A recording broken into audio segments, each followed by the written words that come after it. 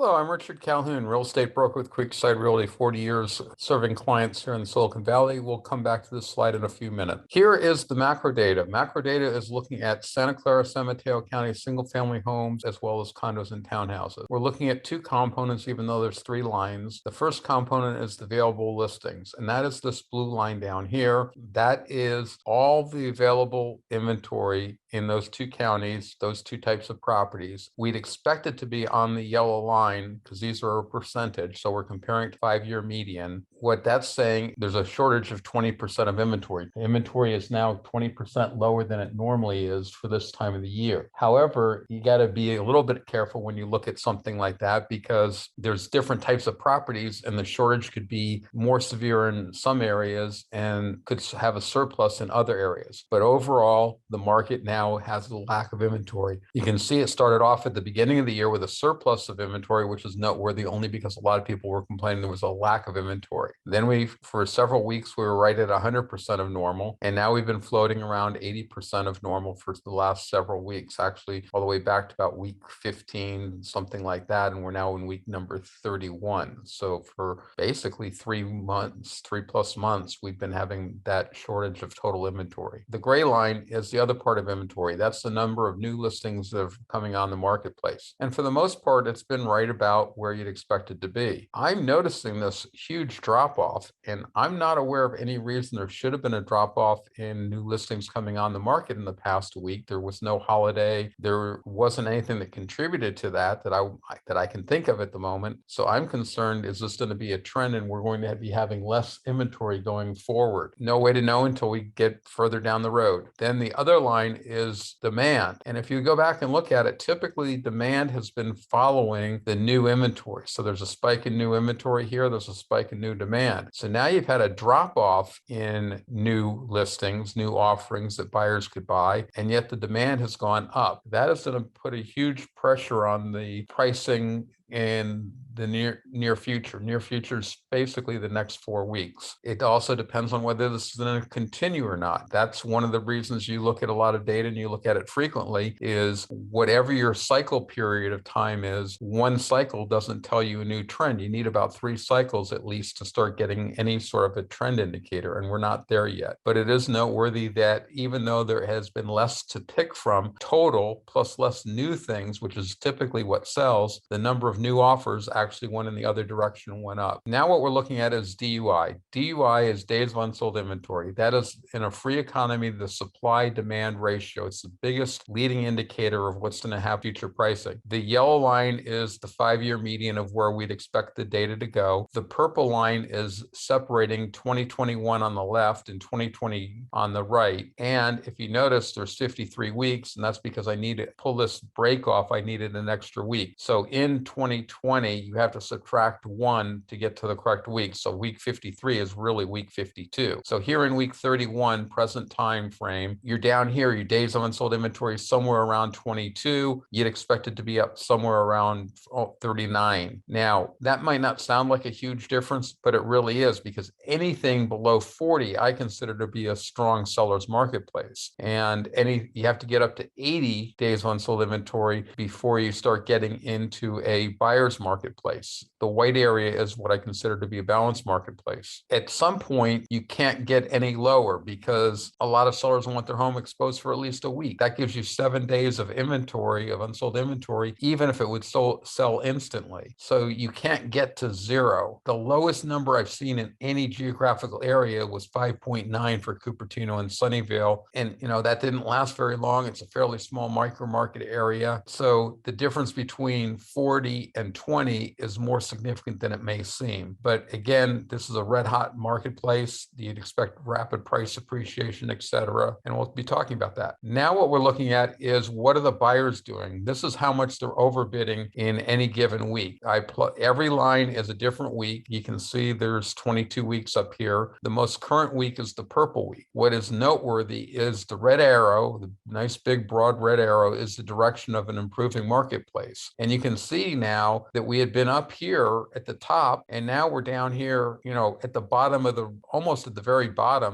There's a couple stragglers down here worse out of the last 22 weeks. So what that basically says, although the market improved dramatically from the March 20th timeframe, which is going to be one of these bottom lines right here, it improved fairly significantly. It's now turned around and come back and almost caught back up to it. Is that a problem? Not really. It's sort of the normal cycle. It's not unexpected that the best month we ever had was April of 2018, in April, and the worst month was a December. So there's a fair amount of seasonal fluctuation, but the key point is buyers are not feeling as much pressure to overbid as this line falls back down this direction. This is interesting because this is what a lot of people focus on. I think they focus on it almost too much, is the appreciation. And I'm basing the percentage based on the entire calendar year of 2020. So it's a fixed number. The only number that's changing, causing the percentage to change, is what's the median sale price for the past week. What we're basically doing is seeing a change in price here. And the reason I have the highlights here is I sort of picked the furthest back peak of the marketplace. So you can see the basic peak of the marketplace on pricing was the end of June 26. But remember, that requires closings. So that actually happened about 5 weeks before that, which would basically have been somewhere around May 20th, May 25th, which would have been just before the Memorial Day weekend. Guess what? The 5 weeks before Memorial Day weekend are typically the one you have the most sort of robust marketplace. Usually the peak pricing has happened earlier than that, but that's when you typically have the most offers accepted. We're still having a lot of disruptions from normal with COVID, but it's not that far off the mark. So basically, right at the end of May is when we had our peak pricing for the year. Now, there are a few minor exceptions. South County, didn't peak out until July 16th. And yeah, you could argue that it's actually peaking now. You could, but as I said, I picked the furthest back and they're all at 25%. So the median price hasn't changed within 3 significant digits. You come down here to San Mateo County and the Bay Cities, it was back on July the 9th, and the North County was on July the 16th. Now, if you go back to the 26th, the only one that's significantly different is South County, because 20% to 25 is pretty significant, but 21 to 23, not that much. 14 to 17, I guess they're all the same sort of increase of 2-3%, but it sort of gives you an idea when the market rolled over. And with that, that's a quick recap of what we're at. I'll pause, see if anyone's got any questions, and then I will go into a little bit more detail on the data if nobody has any questions. So to get here, the presentation live, you just type in this green URL plus the year 2021. To get to the YouTube archive of all the presentations, you just do the green URL. The handout is posted. I actually got it up about 20 minutes before the hour. You do the green URL plus handout, the 8-digit year, month, date code. So that would be 2021-08-07. This is the unique presentation on YouTube. You put in the green URL plus the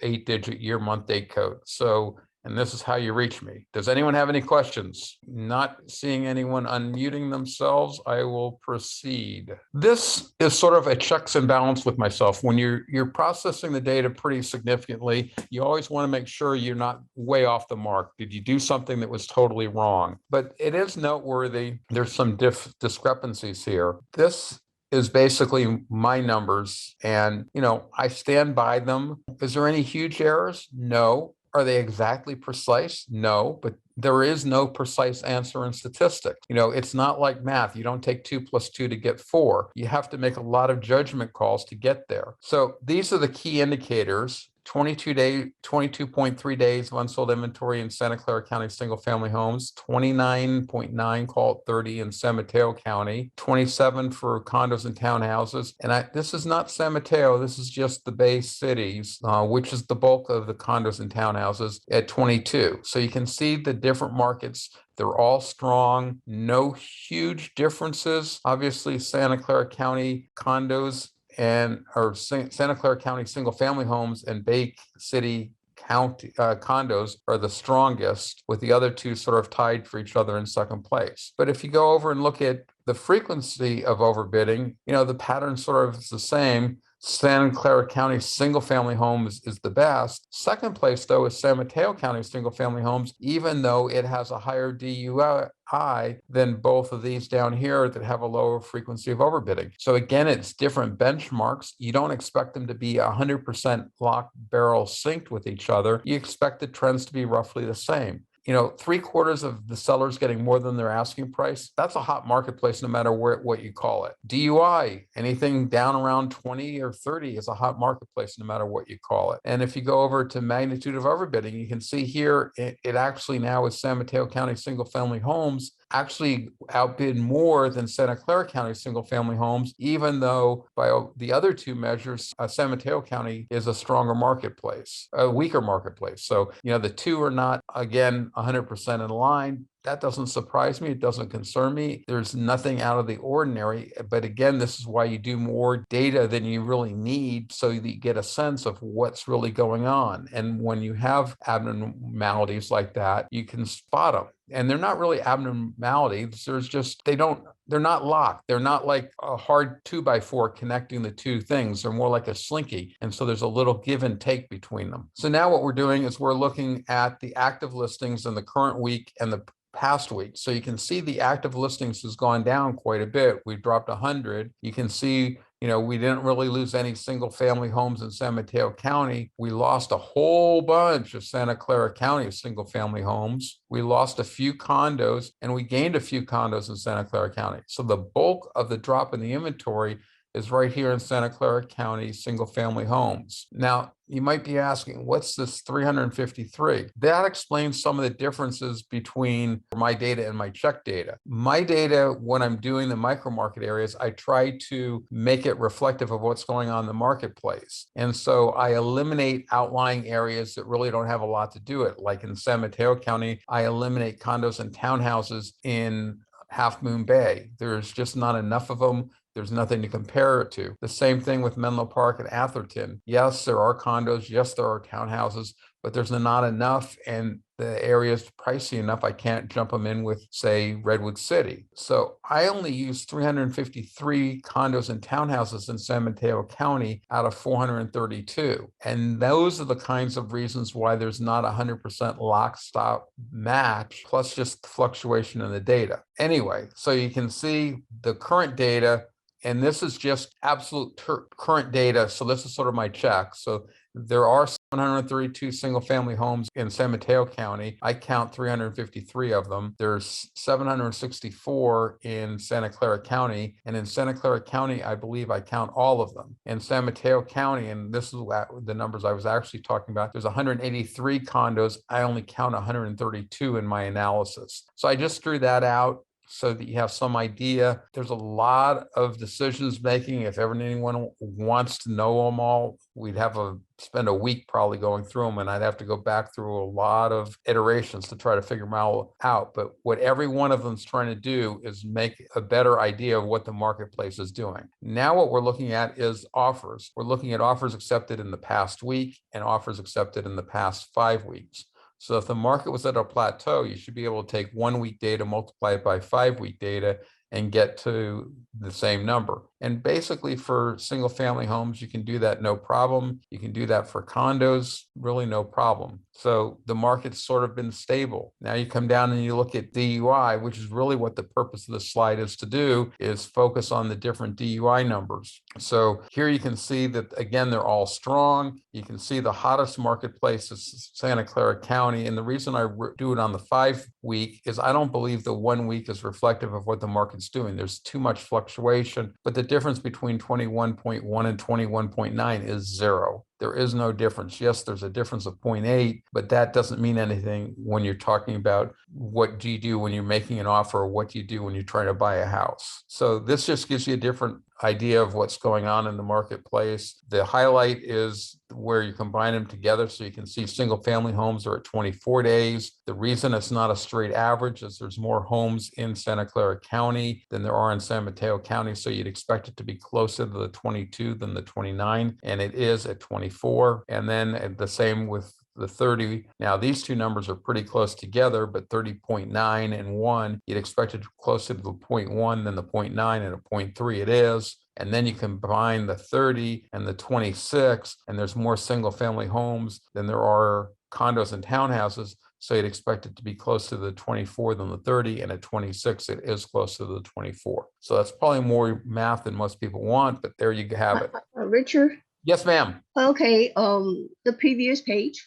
Okay, I think you're talking about the San Mateo County, the condo, the 183 versus 132, right? And then I think I remember you said that you actually exclude some of the Half Moon Bay condos from the San Mateo condo number. So I thought that number 183 should be less than 132. Is that how? I don't think I understand that part. The 183 is coming from off the computer. So this is the entire county and counting everything. Okay, So that including, okay. And that includes everything. When I do my micro market analysis, I'm only dealing with 132 of the 183 properties. So I'm ignoring 51 properties. And the 51 properties I'm ignoring are going to be in Half Moon Bay and Atherton. And I don't think there's any condos and townhouses in Atherton, but Menlo Park and Hillsborough. Okay, so the same as the single family house. The same with 353. You exclude some of the areas. I'm excluding some of the areas. On the single family homes, the areas I exclude are like Pescadero, La Honda. I have to go back and look at all my notes. Okay. I'm actually surprised there's 80 single family homes that I'm excluding, but they're the very remote areas like, and I don't even remember what numbers there are, like maybe, because I include Half Moon Bay, I include the Bay Cities, I include everything. I'll try to go over the areas that I include, but there's La Honda. I know I exclude La Honda. I know I exclude Pescadero. Okay. There are areas that just don't have much volume, and it would make some sense that they have a disproportionate number of listings because it takes longer to sell the homes in those areas. Okay. Yeah. So now I understand. So RDC is the number that you use for the actives when you calculated your DUI or other things. This is the total of my total of my micro market areas. Right. So in Santa Clara County, the difference is, all the miscellaneous areas, when I'm doing the data, I include the miscellaneous areas. In San Mateo County, way back in 97, I just said, I'm not going to worry about them because you can't pay attention to all these different areas, because the goal is not to know what's going on in every community, but the goal is to understand what's going on a macro level, even if you're talking about single family homes in a given county. Mm-hmm. When you're talking about making an offer, you get more micro because you go off and do a CMA where you're looking at school district, you're looking at zip code, you're looking at close proximity, you're looking at condition of the homes. So, you do different screening processes at different levels for different purposes. Mm-hmm. Okay. Now I understand. Thank you. You're more than welcome. Now, this is looking at DUI by the county. So on this data, for example, in San Mateo County, I would be using my data. I would not be using the entire county data. So that's sort of the reason I wanted to bring it up. But when you're talking about what most consumers are feeling, they're going to be feeling this because most consumers aren't impacted by La Honda, for example. But the things that I wanted to point out was it looks like Santa Clara County has rolled over and maybe on the way down over here. And, just pay attention. This is the 17th. That's the 24th. That's the 31st. So this is August the 7th. So this is right up to date. It's came up, hit a plateau, and it looks like it's going to actually be going down. It looks like condos and townhouses in Santa Clara County might be going up, and that would be a slowing down in the marketplace. And San Mateo County single family homes looks like it's completely flat. This is my heat map based on days of unsold inventory. The redder the color, the hotter the marketplace is, and we have to keep this in perspective because we're looking at a fairly significant micro market area here in Milpitas, North Valley, Berryessa, and Santa Teresa with only 12 days of unsold inventory. That is a fast marketplace. Cupertino Sunnyvale, 15 days, that's really fast. So you got a whole bunch coming in at 16, 18, 19. But then again, East San Jose, it's up at almost 29. So that's why it's important to look at the different micro markets on what's going on. There's a big difference between Los Altos and Palo Alto and Saratoga, Los Gatos. Palo Alto, Los Altos being 24, Saratoga being 32.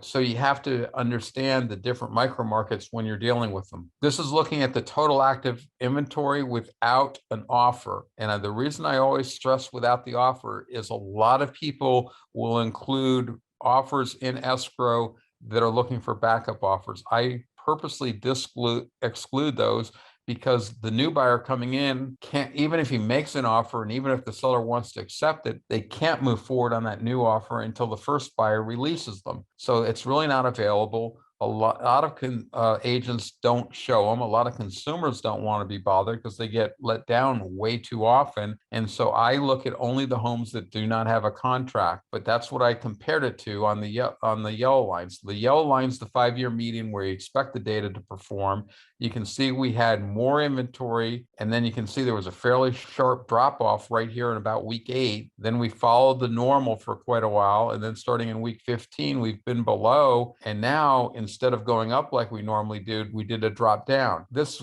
week here, I think, was back on July the 4th. It's because the pandemic, everything else, and it was July the 4th was on a Sunday, so it's right at the beginning of a week later than it normally is. So that's why this happened here right at the time the other areas going up. The reason you don't see the holidays as much on the 5-year median is with 5 years, the holiday moves around a little bit on where it is within the week. Because my week always starts Saturday morning at 1 minute after midnight. My week ends at 11:59 Friday night. So this data is only through last night at 11:59 p.m., which is pretty darn current. This is the number of new listings. So here you can see that normally the 5-year median goes up, and this week we went down, which wouldn't have been expected. I would have expected it to follow up, and the dip down here is Labor Day, so we're going to see that dip, but I would have expected it to be following this trend. Now the thing is going to be, did all the sellers that want to sell come on the market already, and we're now going to have a shortage of new inventory coming on the marketplace?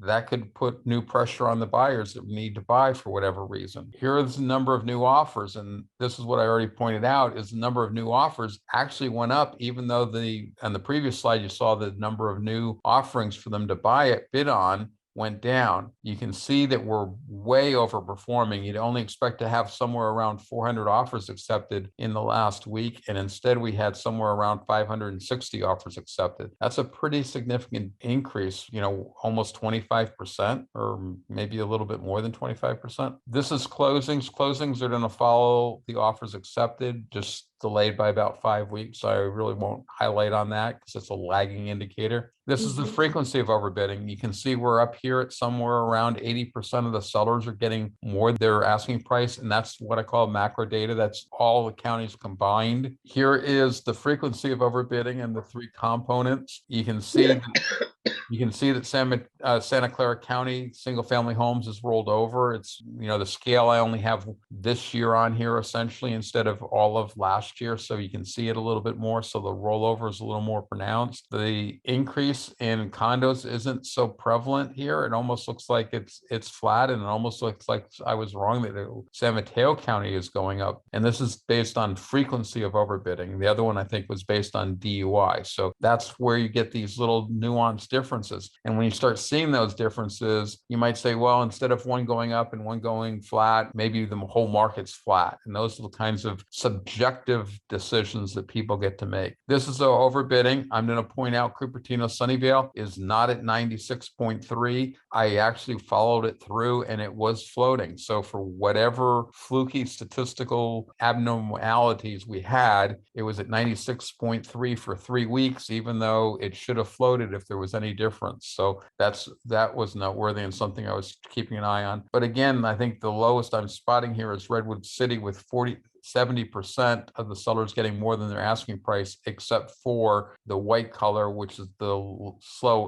least amount at 50 93.6%. We go all the way up to now 98, 90. Oh, we go all the way down to 93.6% up in San Mateo County. So there you go. We got a pretty wide range. For anytime you have more than half your sellers getting over their asking price, you're in a strong marketplace. When you're up here around 85%, that's a very strong marketplace. This is the macro data. This is the magnitude of overbidding. It's surprising to me on how much fluctuation there is here. And I was going to actually go back and check because I'm almost wondering if I am not inadvertently changing between macro data and Santa Clara County single family homes. Because if that was Santa Clara County single family homes and that one, it would make sense because Santa Clara County single family homes are higher and then the data would be better behaved. Because I just, from a practical point of view, from week to week, I wouldn't expect this magnitude to be fluctuating like the sawtooth. But you can see the sawtooth has been there, but I'm under a lot of time pressures when I'm putting this data together. So it is possible that I slip up and go to single family in Santa Clara County. So I'm going to try to research that this week. This is the magnitude of overbidding. You can see the different areas. It's the heat map. So the redder the area, the hotter the overbidding. So it looks like Mountain View is going to be one of the hottest overbiddings. Cupertino here at 114.6. And I am not seeing anything higher than that. So you can pick it out. One of the weakest is obviously up here at the border again, and that's at 103.8%. So when you're going from 103% to 115% of the sale price being that much above asking price, that's pretty amazing. Call it 4% to 15% over what the seller was asking. That becomes pretty significant. We looked at the slide already. I brought that back up just to refresh your memory, because here's the last 12 weeks. And so you can see that our current week is the worst week out of the last 12. The week before, the 31st, was up here, was the second worst. The 24th was the second worst. So you can see that even though we had been up here, we clearly have fallen this way, and the trend is now this way, which is, a slowing marketplace. But again, this is where it's hard for me to convey. Yeah, it's a slowing marketplace, but it's still a marketplace that's on red hot fire.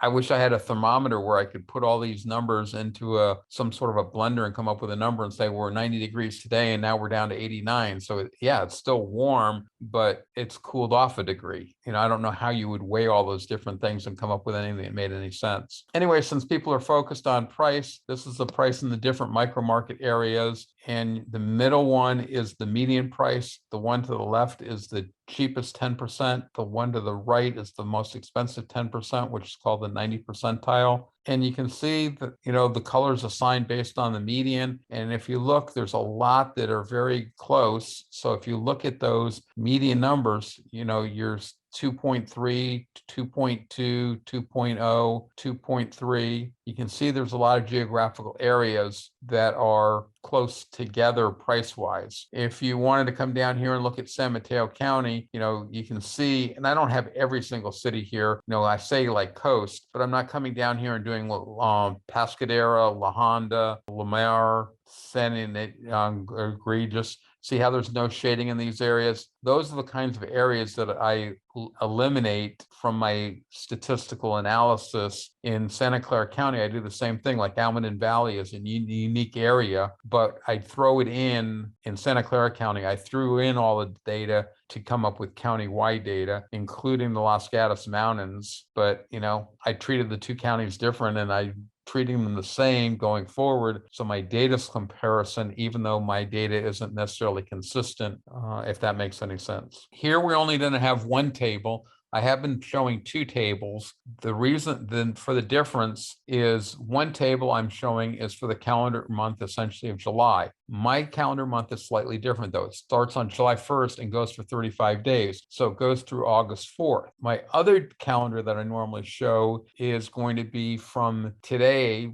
or from basically yesterday, August 6th, going back 35 days. Well, the difference between the 4th and the 6th is only 2 days out of 35. They're so similar that when we're that close together, I'm only going to do 1 week because the goal is to show you where we stand compared to the the 20 years of data that I can fit on one slide. Next week, I'll bring in both so you can compare the month as well as, and by the month, it's always going to be July until we get into September, but we'll look at July, plus we'll look at the partial month of August. So with that explanation, here you are. You can see that we're having a strong marketplace. If you jump down to DUI, we're at 23. We're outperforming 2017, which was the previous record hot year of 25. Marketing time, you can see 15 days versus 19 days. Median days on market, 9 versus 11. So you can see the market is faster than it was in 2017. Coming down to frequency of overbidding, 82.6% it looks like versus 74. The magnitude of overbidding looks like 108.3% versus 105. You can see that we're basically outperforming. Pricing, of course, we're going to be up, but $1 million now